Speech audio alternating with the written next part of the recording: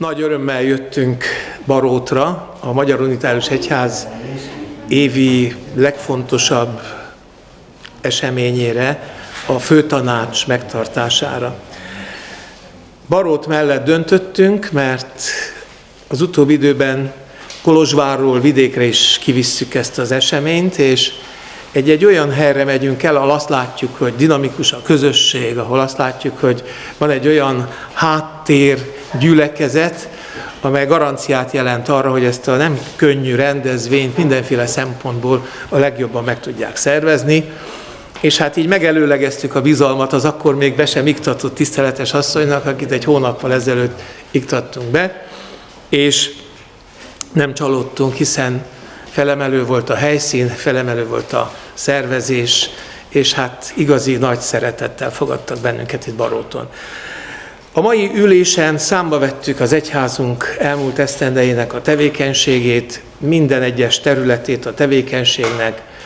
Voltak bizonyos szabályzat, módosítási döntések, különböző ügyei az egyházunknak, amelyek a legfőbb testületre tartoznak, de a prózai beszámolókon túl természetesen istentisztelet volt, amely lelkesített, ahol a torockói lelkész Csécs Márton esperes végezte a szószéki szolgálatot, és profétikus hangvételű szószéki szolgálatában arra bátorította a barótiakat, és arra az erdélyi, a Magyar Unitárius Egyház minden egyes hívét, hogy érdemes küzdeni, érdemes dolgozni, érdemes imádkozni, mert a Jóisten áldása bennünket megáld. Fontos mozzanata minden évben a főtanácsnak az, hogy az elmúlt esztendő kiemelkedő teljesítményeit értékeljük a különböző területeken. A hitélet, a gazdaság, a szervezeti élet, a különböző egyháztársadalmi szervezeteink, például a szeretetszolgálati tevékenység, az ifjúsági egylet, stb. És nagyon jó érzés látni azt, amikor itt számba vettük az elmúlt esztendő sikereit, hogy mi minden történik az egyházunkban, mennyi csodálatos dolog történik, mennyi helyen teremtődik érték szerte egyházunkban, és az a jó, hogy amióta ezt meghonosítottuk 2014 óta, hogy az év kimagasló teljesítményeit elismerjük és díjazzuk, akkor tulajdonképpen a megvalósítások, a sikerek optimizmusának a bűvkörébe emeljük az egész egyházi hangulatot, és példát mutatunk arra, hogy ime lehet a jelenlegi körülmények között is minden területen kimagasló eredményeket elérni.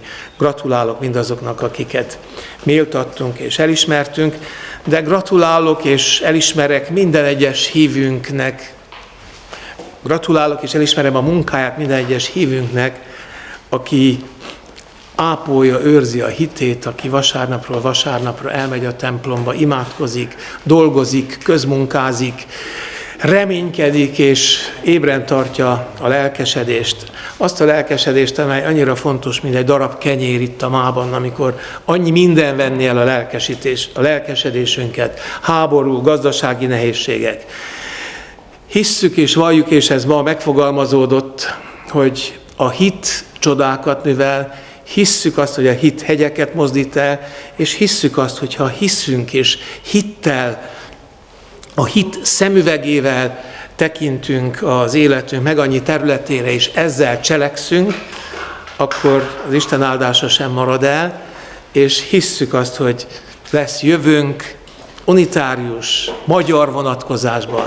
Hisszük azt, hogy templomaink nem maradnak üresek, hisszük azt, hogy ring tovább a bölcső, és a folytonosság hitével szabadít, ahogy Magyari Lajos egykor ezt megfogalmazta.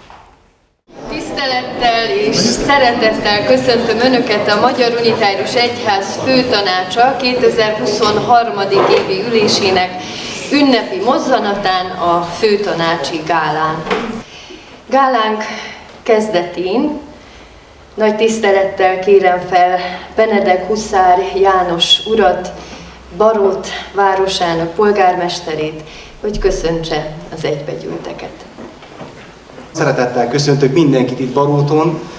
Örülök, hogy erre az idei főtanácsra Baróton, a mi kis orosvárosunkban került sor. Ma délelőtt, mielőtt jöttem volna ide, beléptem a Magyar Unitárius Egyház honlapjára, és hát néhány dolgot elolvastam onnan. És amit láttam, az, hogy a spiritualitást nevezik meg legelső sorban, mint egy olyan emberi igény, amely az embereket egy adott hozzáállás, egy adott attitűddel felruházza, és majd utána jön a hit, utána jön a gyülekezet, utána jön a vallásfelekezet is, az összes többi, ami a szervezeti formát jelenti.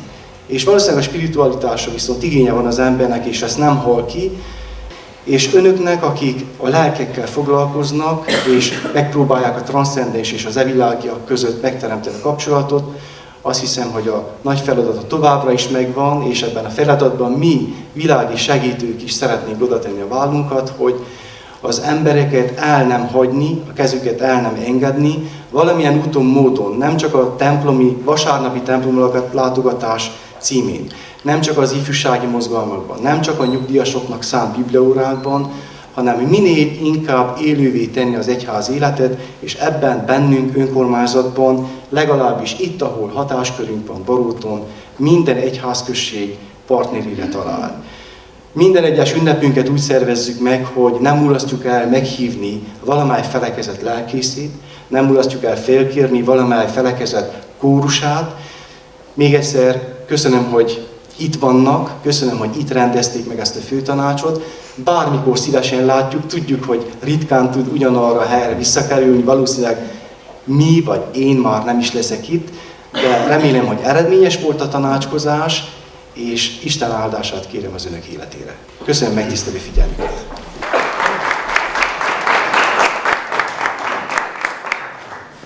Köszönjük szépen a polgármester úr beszédét, az unitárius közösségeink támogatását és a főtanácsi ülés megszervezésében nyújtott segítségét. A következőkben lelkész képesítő oklevelek átadására kerül sor.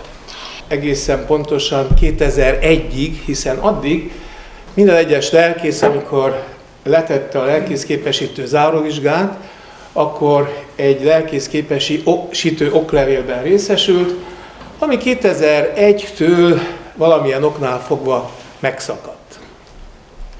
Úgyhogy ezt a hiányosságot mindenképp pótolni szeretnénk, visszamenőleg is.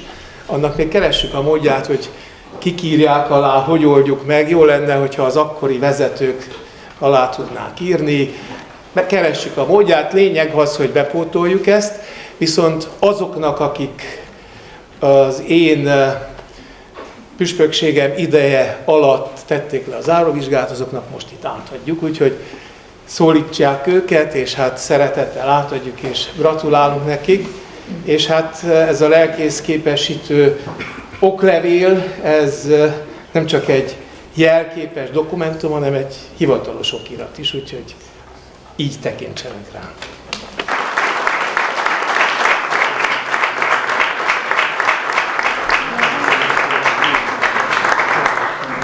László Bernadett, a Zsilvölgyi Unitárius Egyházközségek Petrozsény és Lupény lelkésze.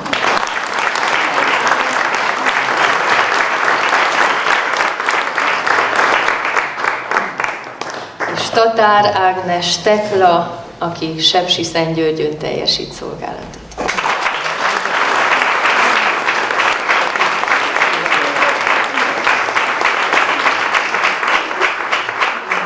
Két énekvezér is vizsgát tett, énekvezéri vizsgát.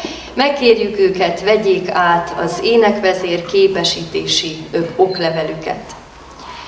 Dávid Dalma az Oldhévízi Unitárius Egyházközségben, Léta Jolán pedig a Bartók Béla Egyházközség, Budapesti Egyházközség énekvezére. Mindannyiuk életére és gyönyörű szolgálatára a Jóisten áldását kérjük. A következőkben a tiszteletbeli címek átadására kerül sor. Idős dr. Gyerő Dávid, tiszteletbeli egyházköri felügyelő gondnok úrnak. Amikor köszönetet mondunk dr. Gyerő Dávid eddig elvégzett egyházszolgálatáért, akkor a folytonosságot és a helyek, korok és emberek összefonódását szeretnénk kiemelni. Egyházi szolgálatát magával hozta a családi közösségből. A szülők és nagyszülők élő hitét és a felelősségtudatot az unitárius egyházi közösség iránt. Magával hozta a profétai tűzzel prédikáló és jézusi alázattal szolgáló lelkészek által elhintett magokat, melyek szívében jó talajra találtak. A Sepsiszentgyörgyi Unitárius Egyházközség tagjaként, világi vezetőjeként, jegyzőjeként, vagy a Háromszék Felsőfehéri Unitárius Egyházkör felügyelőgondnokaként, főtanácsi és zsinati képviselőként, ürmösi, fogarasi és kolozsi gyülekezetek tagjaként a Háromszék Felsőfehéri Unitárius Egyházkör köri tanácsa egyöntetően javasolta a tiszteletbeli felügyelőgondnoki cím adományozására. Elsősorban azért, mert minden egyházi minőségében szóval, cselekedettel, jelenléttel, anyagi és lelki támogatással, kitartással és felelősséggel kereste a közösség javát, hogy székely-magyar, ürmösi szentgyörgyi unitárius közössége emelt fővel büszkén tehessen vallást mindig Istenről és az élni akarásról. Egyházköri felügyelőgondnokként figyelemmel, őszintességgel és szeretettel látogatta az egyházközségeket. Munkatársaival együtt örömmel emelték ki a gyülekezetekben tapasztalt áldásos dolgokat, a nehéz helyzetekben pedig nem az ítélkezés hangján szólaltak meg, hanem a megoldásokat, a megújulás felé vezető utakat keresték. Kiemelkedő és jelképes értékű megvalósítása volt az Oltmenti Unitárius találkozó megszervezésének kezdeményezése. Isten áldja egészséggel, jókedvel, hogy büszkén és hálával láthassa, ahogyan a folytonosság nem szakad meg.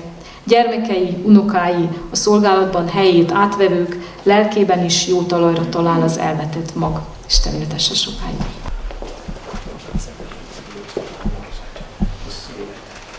Hát felügyelő gondnokként igen, de te mint jegyző mellettem által azért lettem olyan ügyes felügyelő. Következő tiszteletbeli címet Bedő Andrásnak adományozzuk.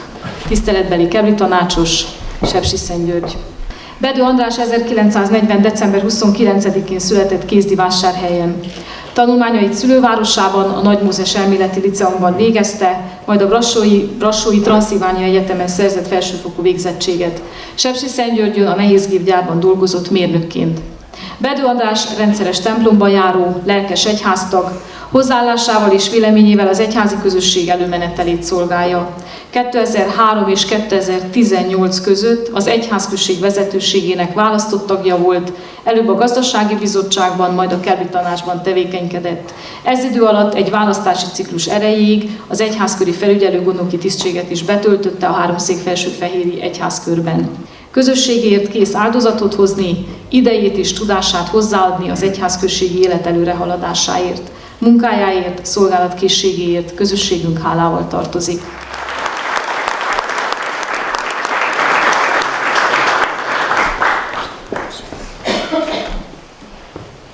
Tiszteletbeli kebli tanácsosi címet Bogyor Annának szeretnénk átadni Barótról. Bogyor Anna 1947. október 31-én született Felsőrákoson, a szülői háznál nevelkedett. Iskoláit Felsőrákoson és Baróton végezte. Férjével, Bogyor Dáviddal 1972-ben házasodtak össze. Kezdetben Ágostonfalván éltek, de másfél év után Barótra költöztek.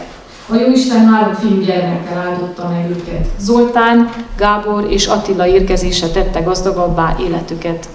Gyermekeit unitárius hitben keresztelte és nevelték, akik a szülői példa láttán ma is egyházközeli, egyházukat szerető emberek. A tavaly 2022-ben ünnepelték 50. házassági évfordulójukat szerető családjuk körében. Bogyor Anna kelbi tanácsosi szolgálatát 1984-ben kezdte. 1990 és 1994 között pedig gondnoka volt a Baróti Unitárius Egyházközségnek. Családjával részt vett a templomépítésben, gondnokként a közmunkák szervezésének lebonyolításában, a gyülekezeti tagok lelkesítésében. Gondnoki tevékenysége után újra aktív kelbi tanácsosi tag volt egészen 2022-ig. Ez elmúlt majdnem 4 évtized alatt, amikor egészsége és ereje engedte, sok munkálatban részt vállalt. A templom körüli virágágyások rendben tartásától, takarításon, sütés-főzésen, testvérgyülekezet fogadásán át egészen a családlátogatásig, az emberekkel való kapcsolattartásig. Napjainkban is aktív nőszövetségi tag és rendszeres templomlátogató. Isten áldja meg szorgalmas és hűséges egyház szolgálatáért.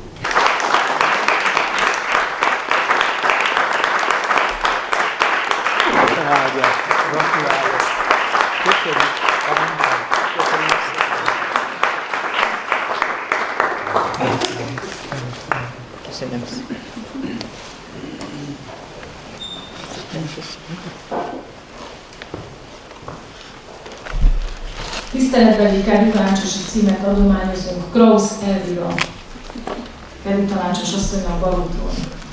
Krausz Elvira 1944. május 12-én született, szintén Felsőlákoson. Iskoláit ugyanott a szülőfaluban és Balúton végezte. 1963-ban kötött házasságot Krausz Mihállyal. 3 gyermeknek adott életet, kiket unitárius hitben nevelt. Gyermekei Józsika, Mihály és Mónika. Krausz Elvira még Kiskároly lelkész szolgálata idején lett az egyházközség presbitere, és egészen 2019-ig minőségben szolgálta egyházközségét, amíg egészségi állapota engedte. Hűséges és szorgalmas munkása volt az egyházközségének, legyen szó a templom körüli virágágyások rendben tartásáról, a családlátogatásokról, takarításról, sütésfőzésről, testvérgyülekezet fogadásáról, az emberekkel való kapcsolattartásról. Tudása és ereje szerint mindig jelen volt a gyülekezeti életben. Napjainkban is az istentiszteleteknek hűséges látogatója. Köszönjük a munkát, amelyet kifejtett az egyházközségben és a nőszövetségben.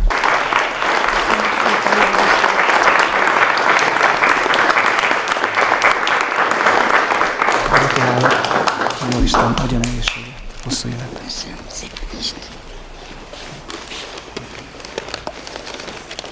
Isten áldja meg, gratulálok, köszönjük ezt a sok mindent. Isten áldja meg. Amit tudtunk. Amit tudtak. A Magyar Unitárius Egyház főtanácsa a Küküllő-Domboly Unitárius Egyházközség előterjesztésére, Idős Mátyás Sándor részére, hűséges egyház szolgálatával szerzett érdemei elismeréseként posztmortem tiszteletbeli gondnoki címet adományozott. Aláírják a püspök és a főgondnok.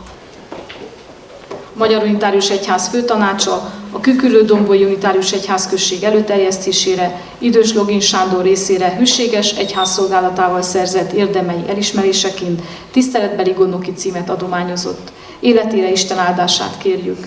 Légy hű, mint halálig, és neked adom az élet koronáját. Aláírják Kovács István püspök és Farkas Emőt főgondnok, Barót 2023. szeptember 29.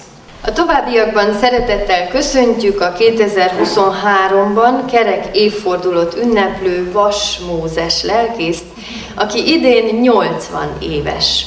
Szeretettel köszöntöm Vas Mózes nyugalmazott lelkésztestvéremet 80. életévének betöltése alkalmával. Vas Mózes 1943. szeptember 10-én született Lókodban. 1973-ban kötött házasságot Fülöp Rozáliával, ezúton is jó egészséget kívánok és gratulálok 50 éves házassághoz. Első állomása Homoródújfalu egyházközsége volt.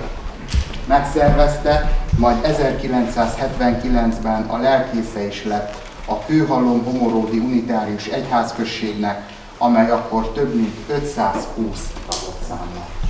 Épületet vásároltak, imaház és papilla kialakítása céljából, tornyot építettek, harangokat öntöttek, és ezeket villamosították. 37 év után, 2010. január 1-én nyugdíjba lett. Vas Mózes lelkészi szolgálata az Isten szolgálat és a nemzet szeretet ötvözete volt. Szerette azt a népet, amelyből védett. Ismerte a földműves és a munkás emberek életét, mert látta, tapasztalta azt a mélységes hitet, amelyben létük gyökerezett. Tudta, hogy a legszudarabb történelmi időkben a kommunista diktatúra alatt is a földműves és a munkás emberek bíztak a lelkészekben, mert az a hitvilág, az a lelkelet, amit magukkal hoztak a szülői házból, velük maradt akkor is, ha beálltak a kollektív gazdaságba, és akkor is, ha gyári munkások soraiban találtak megélhetést. A rendszerváltás és a forradalom után örömmel végezte az iskolai vallásoktatást, a gyülekezeti vallásoktatás mellett segítette a magyar fiatalok életét a Szorbányban a református egyházi vezetőkkel együtt. Az újjáalakult Ulosznak hosszú éveken át pénztárnoka volt, nagy lelkesedéssel biztatta a fiatalabb lelkészeket az Uloszban való tevékenységre. Köszönjük szépen szolgálatát, lelkész úr! Isten áldását kérjük életére, családjára, nyugdíjas éveire. Isten éltesse lelkész úr! Jó egészséget!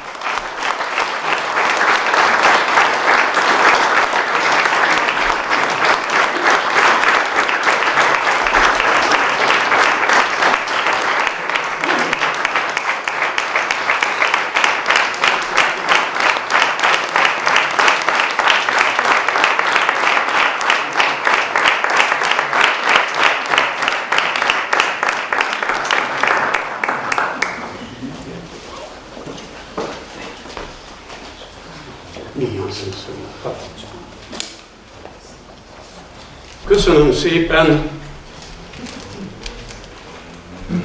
életem, lelkészi életem 6. püspökének a meghívóját, hogy meghívott erre a főtanácsi gyűlésre.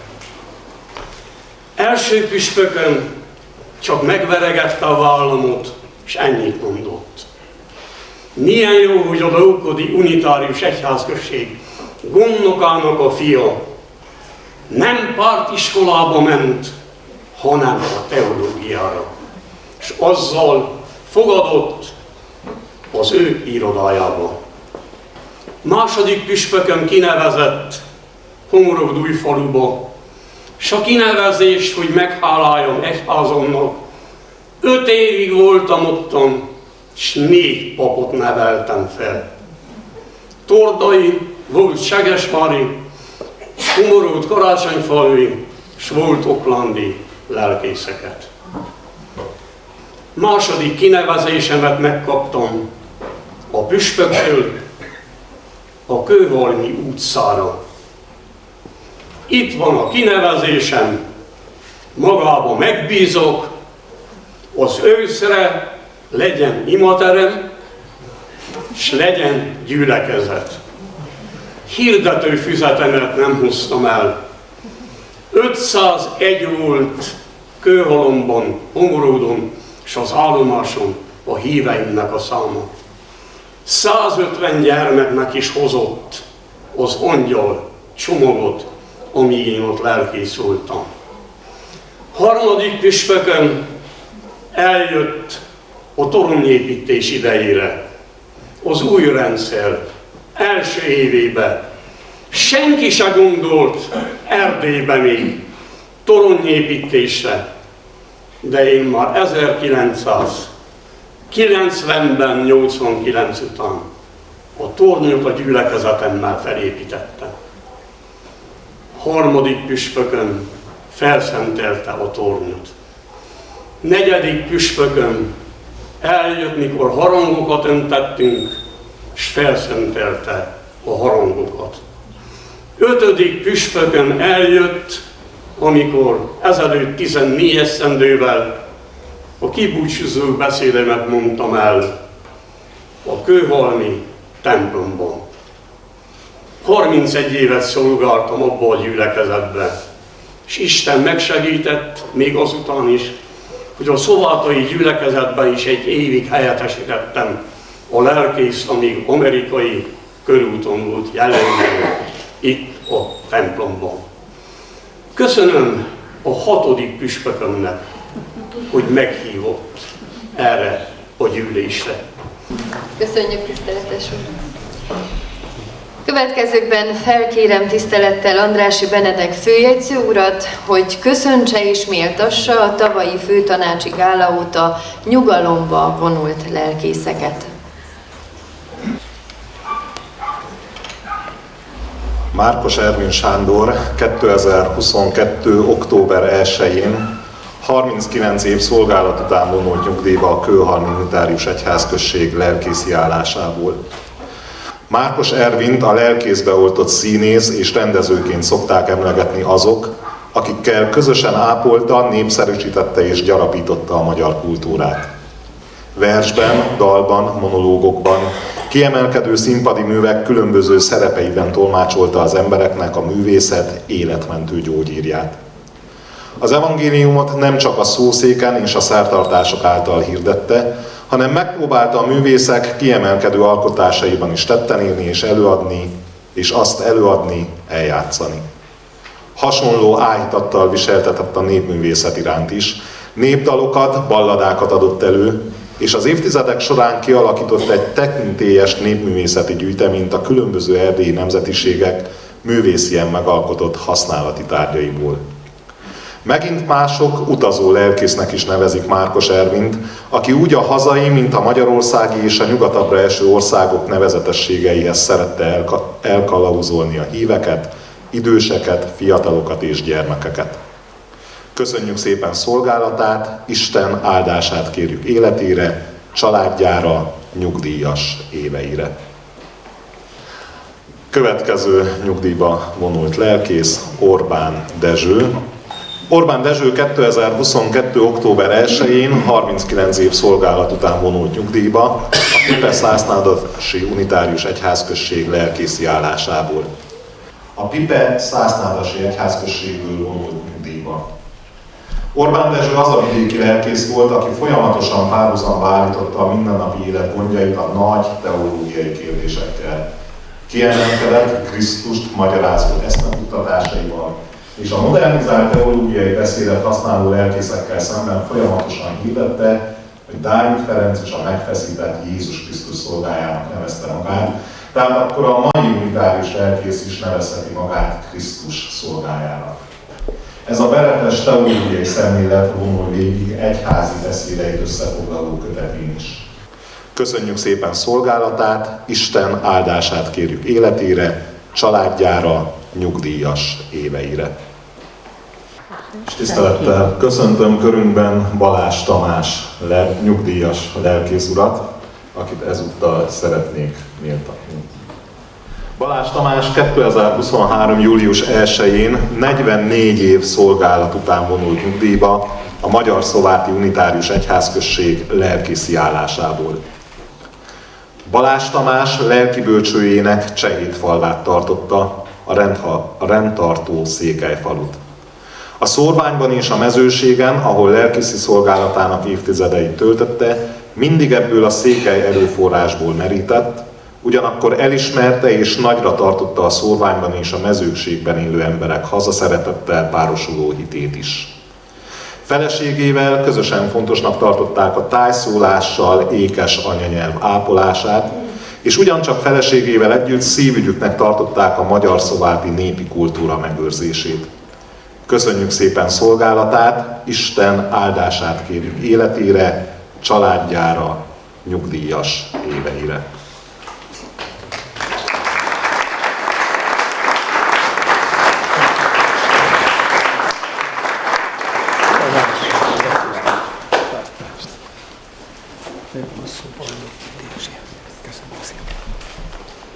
Felkérem Farkas Emőt főgondnok urat, hogy méltassa a legutóbbi főtanácsi gála óta nyugalomba vonult, több mint 20 év egyházi szolgálatot végzett világi alkalmazottakat.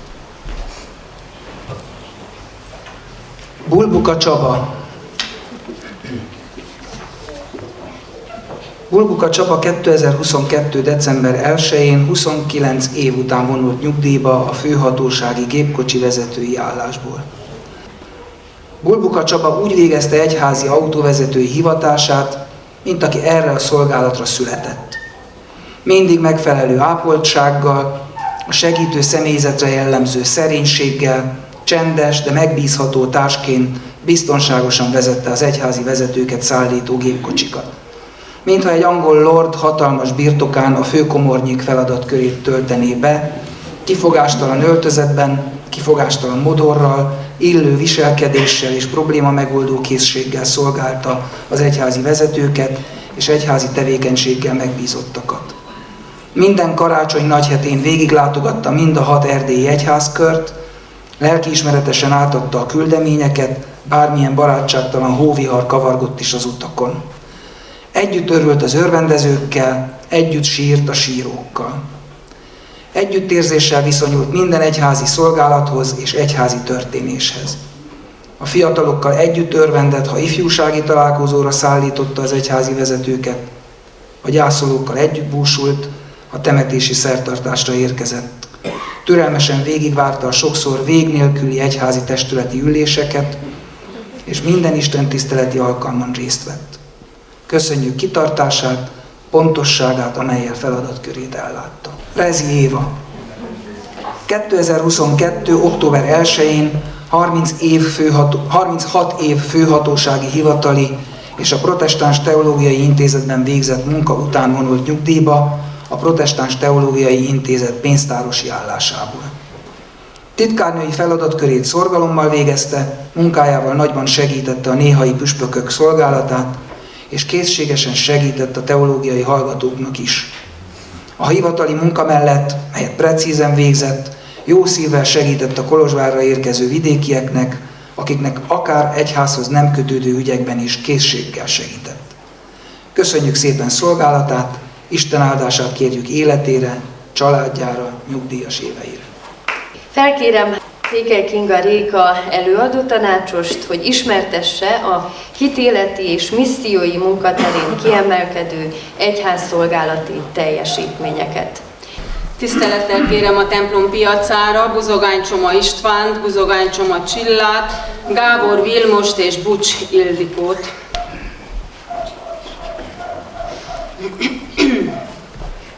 A Jóisten sok talentummal áldotta meg Buzogány Csoma Istvánt. Adott neki hívő lelket, hangszereket megszólaltató készséget, énekhangot, profétai lángot és segíteni tudó alázatot. A Jóisten sok talentummal áldotta meg Buzogány Csoma Csillát is.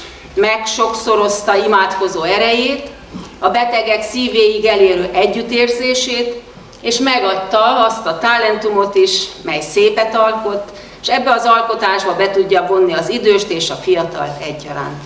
Szépen támogatják, kiegészítik egymás lelkészi szolgálatát, miközben nagy szeretettel nevelik 3 gyermeküket. Hiteles életük és szolgálatuk az egyházközségi világi vezetőket is megérintette. Gábor Vilmos gondnokot Szent Iván Laborfalván, Bucs Ildikó gondnokasszonyt Kézdivásárhelyen, így ők is újra értelmét látták a közös szolgálatnak, és igyekeznek minden közösségépítő tevékenységet támogatni, velük együtt végezni.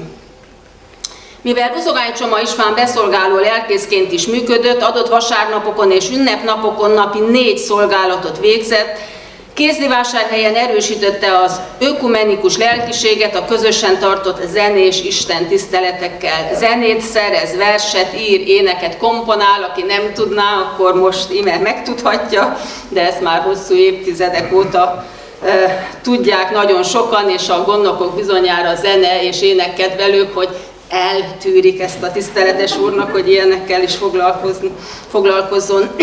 Felsorolni is nehéz, hogy hány istentiszteleti alkalmon vesz tevékenyen részt, vagy vett az elmúlt időszakban, hisz nagyon sok lelkésztárs, nagyon sok egyházközség hívja őt zenés istentiszteletet tartani. A gondnokokkal együtt nagyon, de nagyon érzékenyek a felebaráti segítségnyújtásra. Gyűjtéseket szerveznek, fiatalokat vonnak be a szeretet szolgálatba és a közösségépítésbe. A keresztény értékeket, a sokat hangoztatott önzetlenséget, a jó példával való elöljárást, a jó célokért való lelkesedést és azokért való közös munkát szinte folyamatosan, így 4-en vállalják és végzik. Buzogány Csoma Csilla 3 szakkört vezetett az elmúlt évben a fiataloknak és felnőtteknek a kórház lelkészi szolgálata mellett. A betegek megelégedéssel emlegetik, a lelkésztársak köszönettel veszik szolgálatát. A betegek számára ünnepi képeslapokat szerkesztett, bevonja a gyülekezeteket is a betegekért való imádkozásban.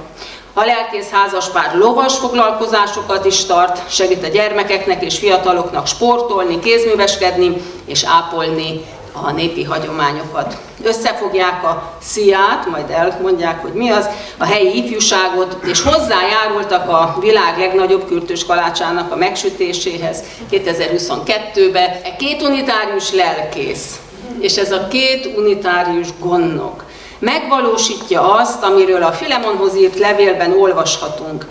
A ti szelídségetek legyen ismert minden ember előtt.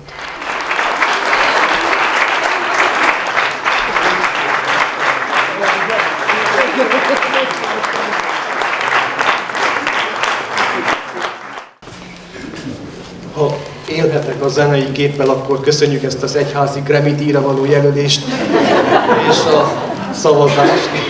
És hát én nem hiszek a partizán akciókban, legalábbis nem tartósak azok, úgyhogy mi mindig csapatban gondolkozunk, társakat keresünk egymás mellé, és úgy érzem, hogy négyen azért jól egymásra találtunk. Azt nem is kell mondanom, a feleségem nélkül sehol se lennék.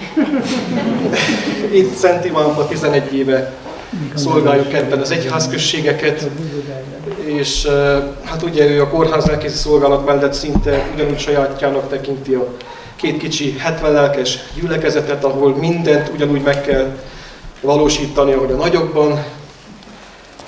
Gondnok úr átlépte a nagykorúsításnak az idejét, a gondnokságot illetően, jövőre 20 éve, hogy az egyházközség gondnoka.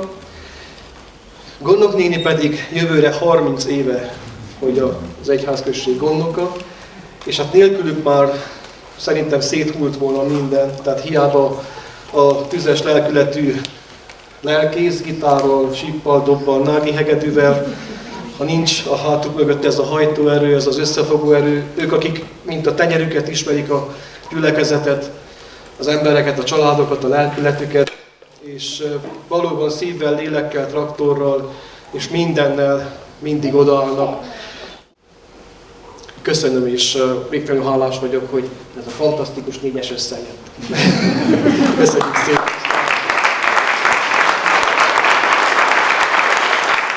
Így tisztelettel kérem dr. Pál Tündét ide a templom piacára.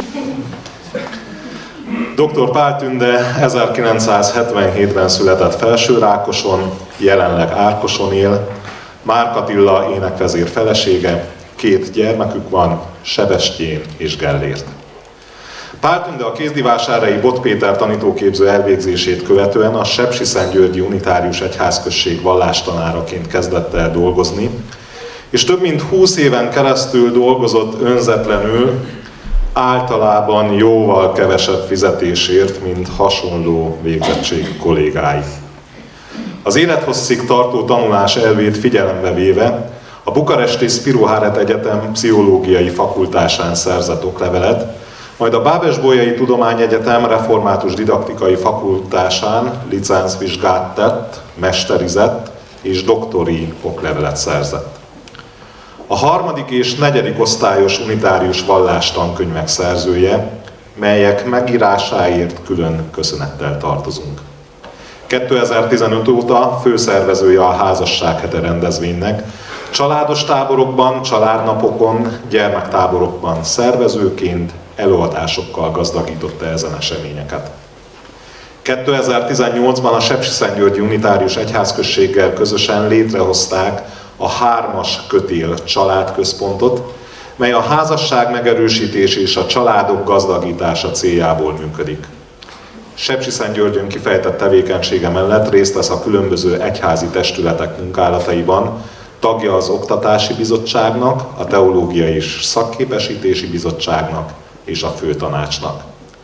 Megköszönve lelkes tevékenységét, sok sikert kívánunk iskolapszichológusi tevékenységéhez, és Isten áldását kérjük életére és szerettei életére.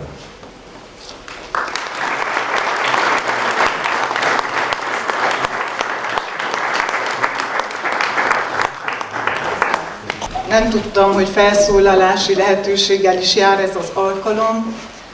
Csupán 2 dolgot osztanék meg. életem, munkám során két gondolat vezérelt. Egy bibliai és egy világi.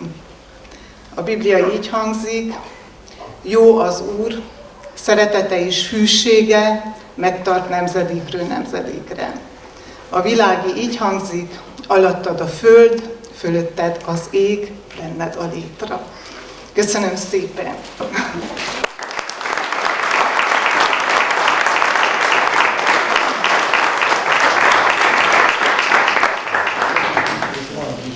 Szólítom tisztelettel Dácz Tibor előadó tanácsos urat, hogy ismertesse a gazdálkodás terén kiemelkedő egyházszolgálati teljesítményeket.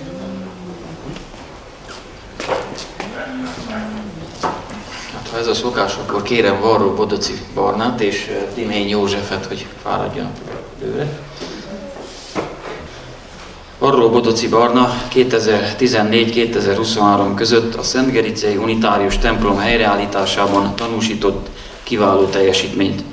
A lelkész a több évre elhúzódó helyreállítás során nagy figyelemmel, fáradtságot nem ismerő módon és következetesen részt vett a munkálatokban, azok előkészítésében, a pályázatok beadásában és adminisztrálásában, a kivitelezés megszervezésében, az egyházközségi önrész és önrész jellegű közmunka biztosításában, az elvégzett munkák számszerű és minőségi ellenőrzésében. Emberi hozzáállása, kiemelkedő lelkiismeretessége nagyban hozzájárult a helyreállítás minőségének biztosításához. Az egyház értékeli és köszöni a lelkész kitartó következetességét és fáradtságot nem ismerő munkáját.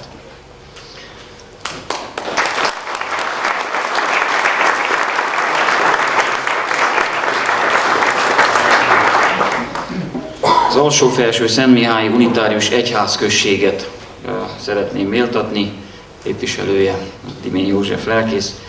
Az Alsó-Felső Szentmihályi Unitárius Egyházközségnek az elmúlt években, hál' Istennek szerencsés módon jelentős pénzösszeget sikerült megszereznie egy terület kisajátítási per során. A nagyobb vagyon mindig újabb kihívásokat, felelősséget jelent, és ezen kihívásokat az egyházközség vezetősége és Dimény József lelkész úr kellő profizmussal kezelték.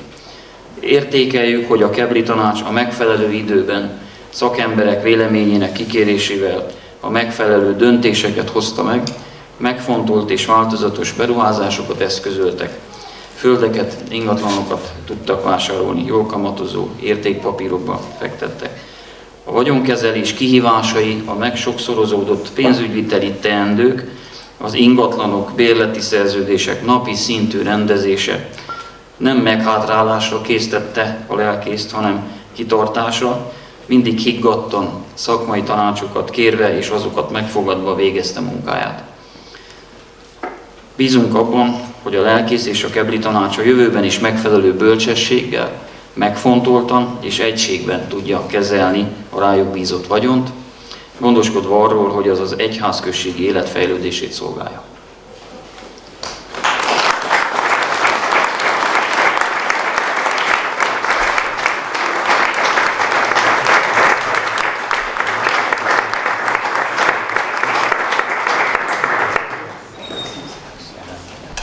Köszönöm szépen az Alsó-Felső Szentmihályi gyülekezet nevében a méltatást és a díjat.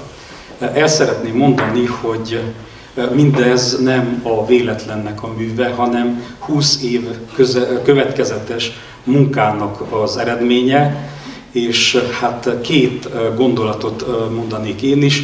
A bibliai gondolat az az, hogy nem a meghátrálás emberei vagyunk, hogy elveszünk, hanem a hitéi, hogy örök életet nyerjünk. És a másik gondolat, ami szerint igyekezünk az egyház vezetését biztosítani, hogy nem lehet mindig mindent megtenni, de mindig meg kell tenni azt, amit lehet. Köszönöm szépen!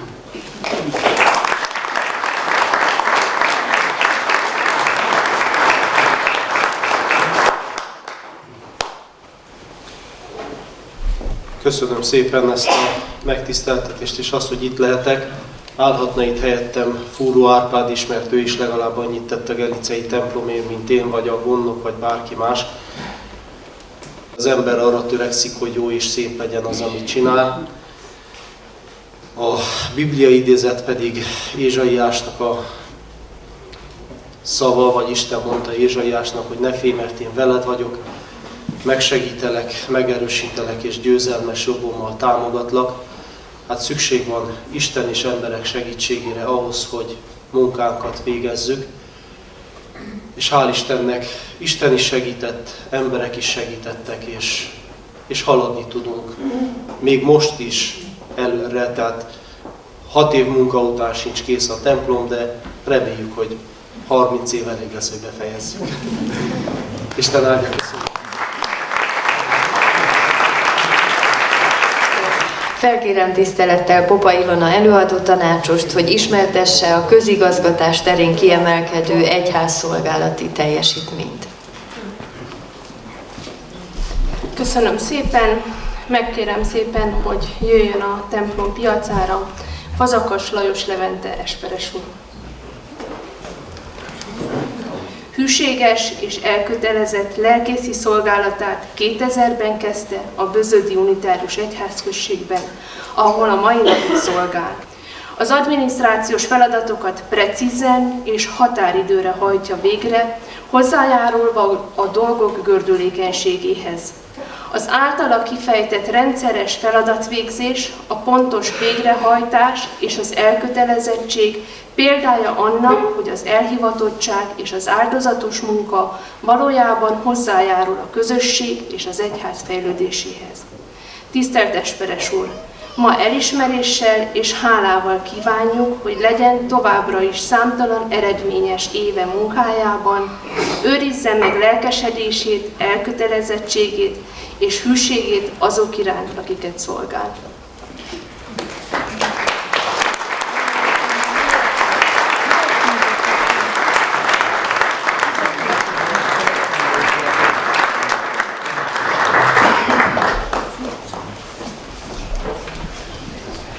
Meglepődve ottan kiállva, azért eszembe jutott, hogy amikor a töri találkozót Bözödön szerveztük meg, és a Marosvásárhelyi Rádió munkatársa megkérdezett, hogy ott abban a faluban, ahol most már mindjárt egy évtizede szolgálok, élünk, mit tartott a legértékesebbnek, elmondtam neki, hogy az embereket.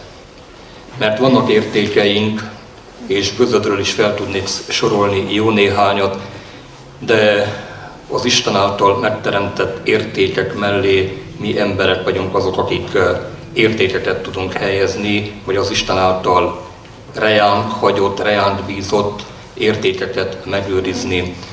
És a mai alkalommal is ugyanezt szeretném elmondani, nem egy idézetként, résztvéve ezen az ülésen, átélve a meglepetés pillanatait, ugyancsak ezt tudom elmondani, hogy itt vannak a legnagyobb értékek. Úgy egyike talán én vagyok, és azért mondom, hogy talán, mert miután méltattak, elmondtak bizonyos dolgokat rólam, az jutott eszembe, hogy itt nem megállni kell, hanem van egy kötelességvállalás, tehát csak úgy érdemes a múltra visszatekinteni, hogyha jövőre nézve ez csak egy lendületet, bátorítást és biztatást ad. Köszönöm azt, hogy úgymond méltatták a munkámat, de még jobban köszönöm azt, hogy jövőre nézve még nagyobb feladattal bíztak meg, hiszen úgy gondolom, hogy ez az igazi kihívás, feladat, de mellette a legnagyobbik öröm számunkra.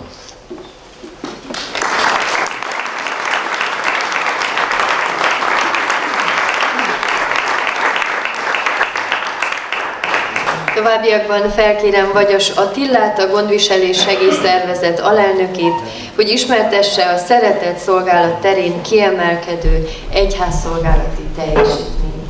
Következő elismerés az nem egy személynek szól, hanem szinte azt mondhatnám, hogy egy akkora közösségnek, hogy itt nem férne el a templom piacán, de valakinek át kell adni a díjat, és az ma Andorko Attila lesz, kénosi és lókodi unitárius lelkész.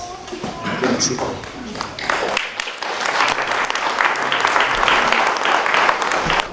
Kis Rozália ökumenikus öreg otthon Lókod.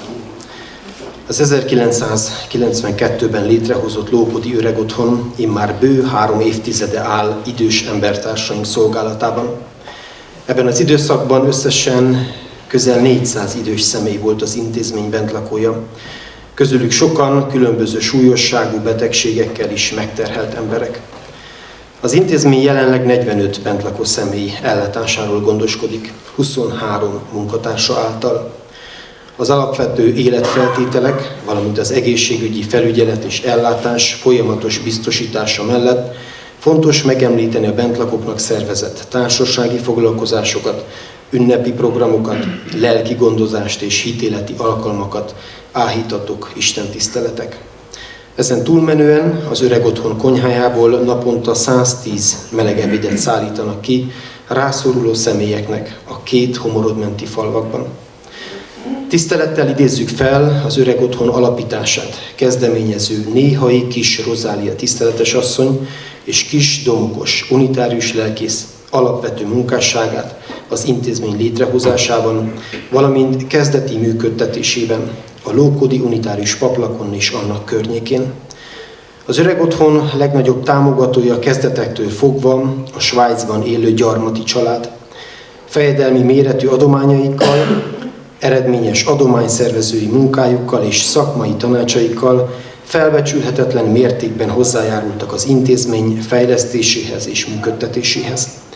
Illesse köszönet és elismerés mindezért a gyarmati családot, valamint a mindenkori támogatókat, akik döntően hozzájárultak az Öregotthon anyagi alapjainak a megteremtéséhez, a működési és fejlesztési költségek biztosításához.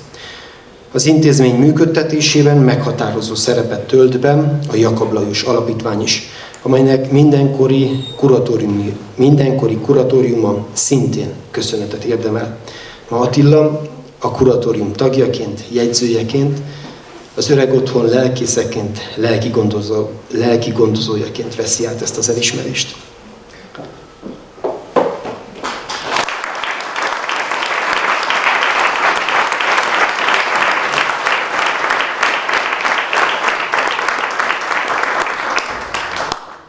Oklevél a Lókodi Kis Rozália Ökumenikus Öregotthonnak, munkatársi közösségének, vezetőségének és mindenkori támogatóinak a hiánypótló intézmény működtetésére.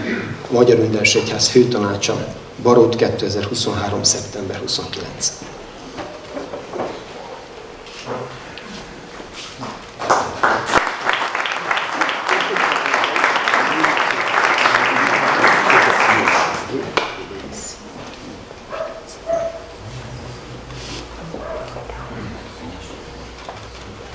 Tizenöt éve vagyok a kuratóriumnak tagja, 15 éve vagyok testközelben úgymond az Öregotthonnal, és 15 éve látom, hogy a Jakab Lajos Alapítvány hogyan igazgatja, a kuratórium igazgatónő elsősorban, hogyan igazgatja az Öregotthonnak az életét, és látom, tapasztalom azt, hogy mit jelent idősödő emberekként oda érkezni. És higgyék el, hogy érdekes tapasztalás, amikor egy keresztelésről, vagy egy gyermekszületésről kapunk hírt, és akkor szerdán megyek bibliaórára, és látom, hogy ott vannak olyan idős emberek, akik lemondtak az életről. Tehát olyan, mintha céltalan lenne az élet, és akkor elkezdünk egy kicsit beszélni a Bibliáról, elkezdünk egy kicsit beszélni Istenről, elkezdünk egy kicsit beszélni ott az életkörülményekről, és amikor távozunk, akkor megköszönjük, hogy hál' Istennek, hogy jött tiszteletes úr. És az olyan jó leső elégtétel, hogy na, ebben a napban is született valami, hogy egy nappal tovább is. Innen jutott eszembe az ézsaiási gondolat, hogy az Úr magot ad a magvetőnek és kenyeret az éhezőnek. Ez van a kénosi, most kazánházként üzemelő helységnek a padlójára írva 1938 óta. Ebben a hitben élek és dolgozok én is, hogy az Úr magot ad a magvetőnek és kenyeret az éhezőnek. Köszönöm szépen, Isten áldjon!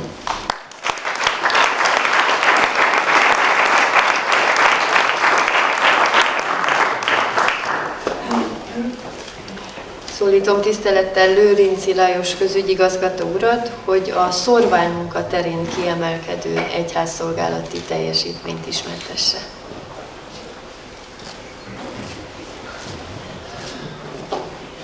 Én pedig szólítom a templom piacára Bodoci Anna Máriát. Szórványmunka terén kiemelkedő egyházszolgálati teljesítmény.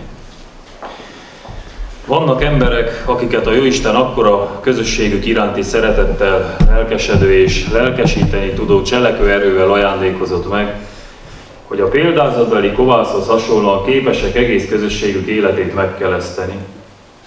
Képesek pusztulásra ítéltnek tűnő közösségükben életre kelteni a reményt, és ezáltal magát az életet. Bethlen-Szent Miklóson Bodoci Anna Mária személyében ilyen kovász ember áll az unitárius és magyar vonatkozásban egyaránt, Szórványvidéken élő közösség szolgálatában. Ő az, aki véghez vitte a régi unitárius felekezeti iskola romos épületének visszaszolgáltatását, felújítását, felszerelését, magyar közösségi házként való működtetését és abban minőségi kulturális programok beindítását minden korosztálynak. Ő az, aki a Bethlen-Szent Miklósi templomtorony leégése után elsőként kezdett pénzt gyűjteni, és minden szálat megmozgatott, hogy a felújítási munkálatok minél hamarabb beinduljanak. Pályázott, lelkesített, vette a bürokratikus akadályokat, és reméljük mi hamarabb meg lesz ennek a közös küzdelemnek az eredménye, és újjáépül az unitárius templom. Ő hozta létre és működteti a Jövőnk a Szórványban egyesületet, abból a célból, hogy a magyar közösségi életet felpesdítse a Szórvány településen és a Kiskükülő mentén. Az immáron második alkalommal megszervezett Bethlen-Szent Miklósi Magyar Napok szervezésében maga mellé tudta állítani a közösséget, és színvonalas magyar kulturális értékeket felmutató rendezvényt szerveztek. Bár Anna Mária is a városba ment tanulni, először Nagyenyedre, majd Kolozsvárra és jelenleg is Bukarestben dolgozik, kitartott szülőfaluja mellett segítőjobbot nyújtott, ahol kellett, és ami a legfontosabb, megteremtette az összefogás értékét Bethlen-Szent Miklóson. Ehhez a munkához gratulálunk ma Bodoci Anna Máriának. Az oklevél, amelyet egyházunk ma átad neki, elismerése mindannak, amit eddig tett. Bízunk abban, hogy áldásos tevékenységét folytatni tudja, amelyhez erőt, kitartást, lelkes munkatársakat és Isten áldását kívánjuk.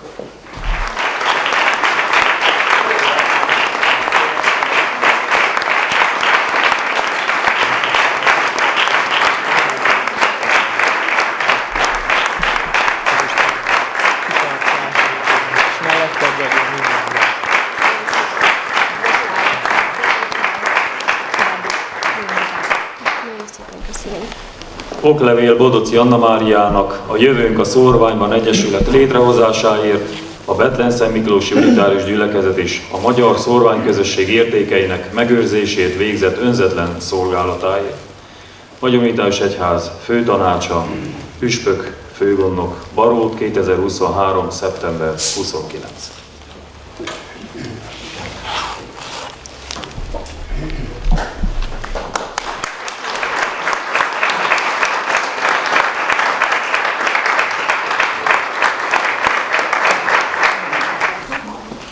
Tisztelt egyházi méltóságok! Megtisztelő számomra ma itt állni önök előtt, és átvenni ezt a díjat. Ez a díj egyaránt szól annak a szórványközösségnek, és azért a szórványközösségnek, akik ma Bethlen-Szent Miklóson vannak. És az elmúlt években gyakorlatilag hamvaikból született újjá.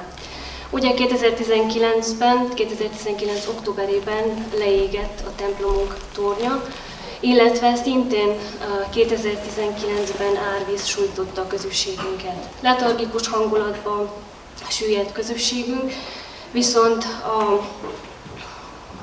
az a munka, amit elkezdtünk a Jövőnk a Szórványban Egyesület keretében, hitet, energiát, erkölcsi hozzáállást összetéve közösséget kovácsolt. Ott, ahol a magyar közösségek többszörösen hátrányos helyzetben vannak, érdekek fölött áll a munka. Mindannyiunknak egyház, civil szervezetek és politikum közös feladatunk, kötelességünk, hogy a kislétszámú, magyar közösségeket, a tömbtől távol eső magyar közösségeket segítsük, bátorítsuk. Bátorítsuk őket tenni akarásukban, bátorítsuk őket elképzeléseikben, bátorítsuk őket abban, hogy mindazt, amit célként kitűznek, igenis meg tudják valósítani. A szorvány érdekében összefogásra van szükség. Összefogásra van szükség helyi szinten, de összefogásra van szükség székely-szorvány viszonyrendszerbe, kapcsolatrendszerben egyaránt. Ne hagyjuk, hogy a közönybe burkolózott bürokrácia megtévesszen minket. Ne elégedjünk meg a stratégiáinkkal, ne engedjük el egymás kezét. Kérem, a díj átadása után is ne engedjék el kezünket. Köszönöm.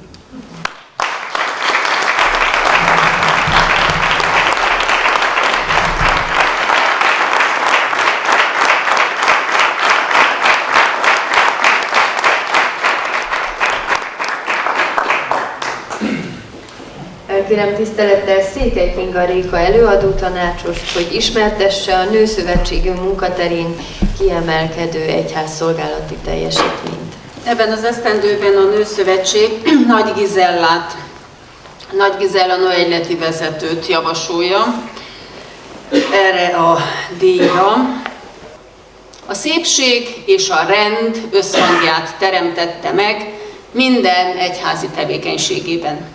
Kézművességével, alkotói kedvével, díszítő szeretetével, színekkel, formákkal, művészi előadásokkal kapcsolta egybe a kereső, gyermekek és felnőttek szívét.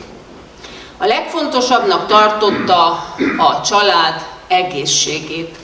Ezért segített képzések és különböző csoportfoglalkozások által a családi élet küszöbb élményein áthaladó családtagoknak, a keresztelésre készülőknek, a házasságra igyekvőknek, a gyásztól megtépázottaknak, a sokszori veszteseknek, de az újrakezdőknek és a gyógyullóknak is. Nyitottsággal hívta magához a más kultúrában felnőtt, más nyelvet beszélő, másképpen hívő lányokat és asszonyokat, és e nyitottság által egy új közösséget, egy új hívő világot teremtett, amelyben az egymás iránti tisztelet volt, és reméljük jelenben is, a meghatározó. Együttérzésével ráirányította a figyelmet a szenvedőkre. Segített az adni tudóknak, hogy adhassanak, és a rászorulóknak, hogy képesek legyenek a segítséget elfogadni. Ő a jobbik részt választotta, mint Mária az evangéliumban, ezért példaképe lett nem csak a saját nemzedékének, hanem az utána következő nemzedékek lányainak és asszonyainak.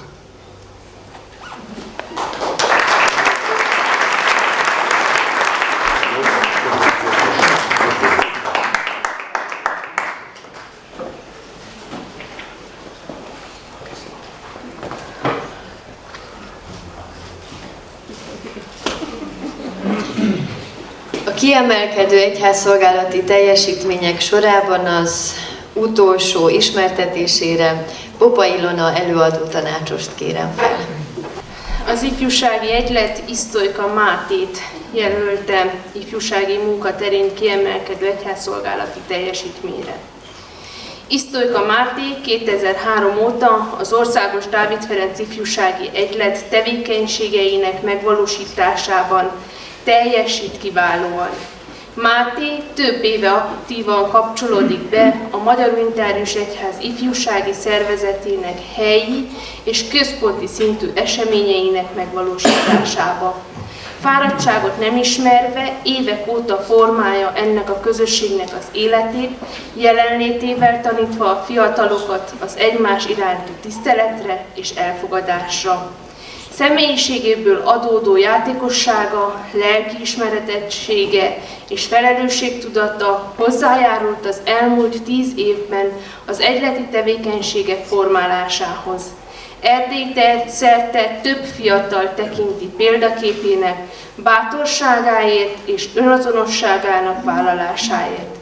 Az egyház értékeli és köszöni az egyletes ifjúsági közösségben végzett munkáját, és további jó munkát kíván neki, Isten áldását kéri életére.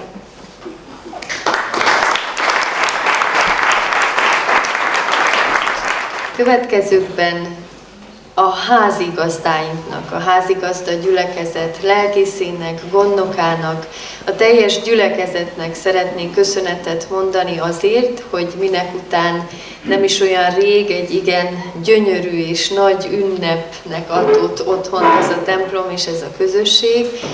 Egy, hát lehet, hogy nem annyira gyönyörű, de nagyon-nagyon fontos és szép egyházi együttlétnek, a főtanácsnak is otthont adtak, és ezzel bizonyították még egyszer, hogy nem ismerik a lehetetlent, a kihívást, és bátran állnak szembe vele. Úgyhogy szólítom a gyülekezet gyönyörű lelkészét, László Bencét és Zsófiát, hogy szóljon hozzánk, és hogy öleljük meg jó erősen köszönettel.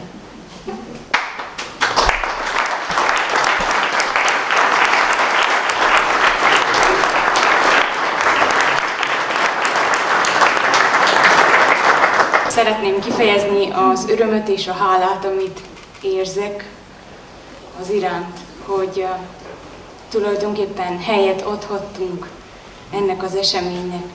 Hogy én úgy mertem erre az egészre igent mondani, hogy ennek a nagy eseménynek mi itt helyet adunk, tehát úgy mertem igent mondani, hogy közben tudtam, hogy a háttérben olyan gyülekezet van, és olyan emberek, akik szívvel, lélekkel szívesen odaállnak és megvalósítanak bármit.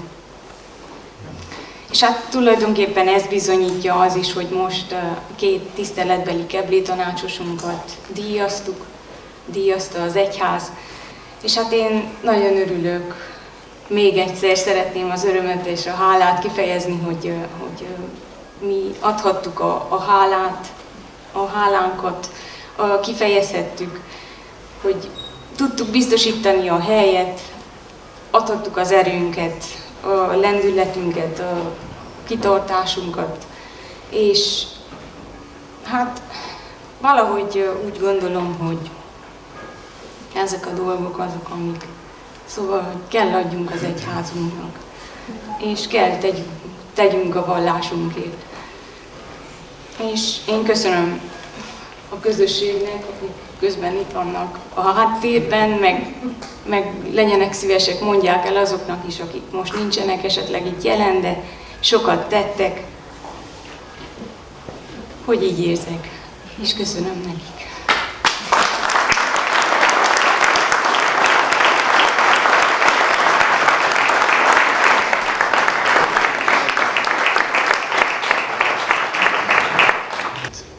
Isten áldja meg, jöjjetek, imádkozzunk, testvéreim! Gondviselő Istenünk, szerető édesatyánk, érezzük, hogy mennyire szeretsz bennünket. Érezzük, hogy hű vagy hozzánk nemzedékről nemzedékre. Érezzük, hogy ünnep minden pillanat, amikor egedre nézünk, amikor egymás szemébe nézünk, amikor összedobban a szívünk. Áld meg egyházunkat, ezt a megpróbált, téged kereső közösséget. Áld meg nemzetünket, ezt az itt hűen megmaradó gyökereihez, nyelvéhez, hagyományaihoz ragaszkodó közösséget. És áld meg ezt az egyetemes emberi közösséget, amelyben hisszük, hogy a te akaratod, a te szereteted végső soron elnyomja a háborúk és az ágyuk dörejét. Áld meg minket hittel, szeretettel, munkával. Áld meg egész emberi közösségünket, most és mindörökké. Amen.